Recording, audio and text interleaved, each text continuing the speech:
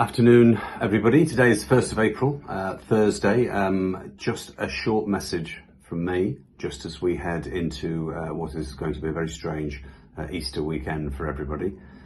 We are hopefully a few days away from finding out that the outdoor attractions can open. Official date for our confirmation is the 5th of April.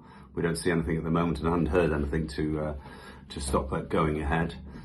Appreciate that's not good news for everybody. For those, the indoor attractions, the bowling alleys, who can't open their operations until the 17th of May. The only positive thing is that these are all steps that we need to pass through and make work. We've recently, at BALPPA, I'm sure people are aware, but we've changed the team at the management committee.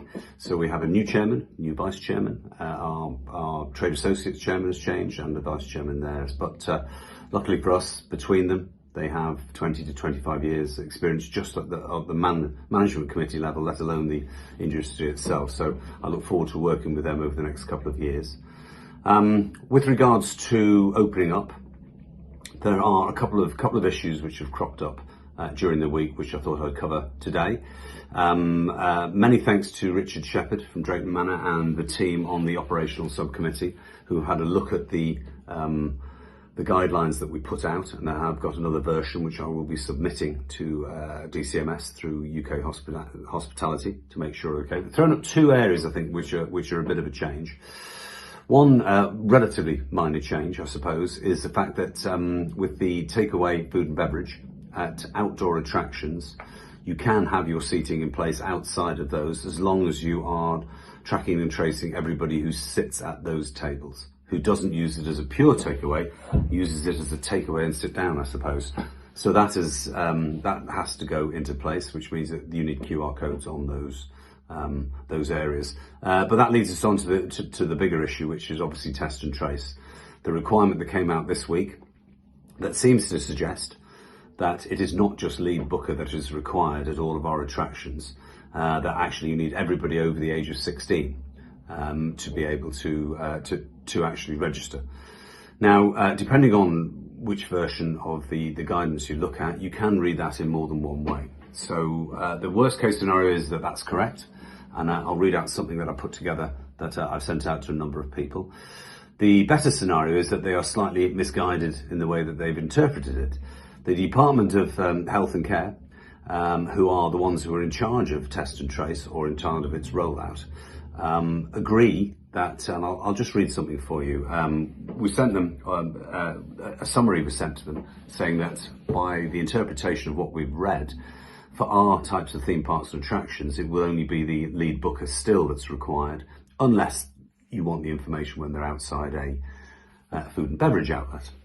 And their follow-up was, thank you for attending contact, blah, blah, blah, regulations webinar. I can confirm that your summary is correct, and we will be sending out a summary email along with assets and links to further information towards the end of this week. It's now the end of this week. We haven't heard any more, so I think we're going to assume the worst on this, which is why we've sent out information on what we should do with regards to taking those test and trace bookings.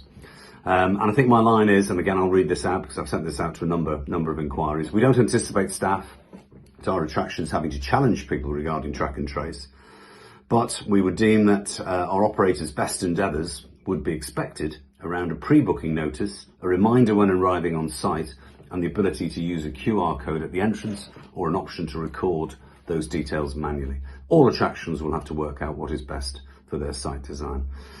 So really that gov.uk does have up-to-date QR codes if you wish to use those and can get those emailed to you.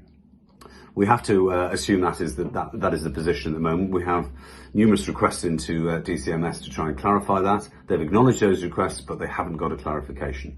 So it looks like we might be slightly busy next week putting all this together. So those are the big bits and pieces this week. So really good luck to people building up towards opening. I also thought it's worth a moment of reflection. I think there's very few people who haven't been touched by this. Family, friends that we've lost, colleagues. It's been an incredibly difficult year, and I think that was brought home really towards only last week when sadly Audrey Rhodes from Sundown Adventure passed away. And Audrey, unfortunately, we had the opportunity to celebrate a long life in the industry when we were in Germany with her family over there. And so it is an opportunity to reflect. It isn't a surprise to a lot of people that Audrey was working as a family operator right into her 90s, her early 90s at Sundown, and was still in charge of everything, I'm led to believe.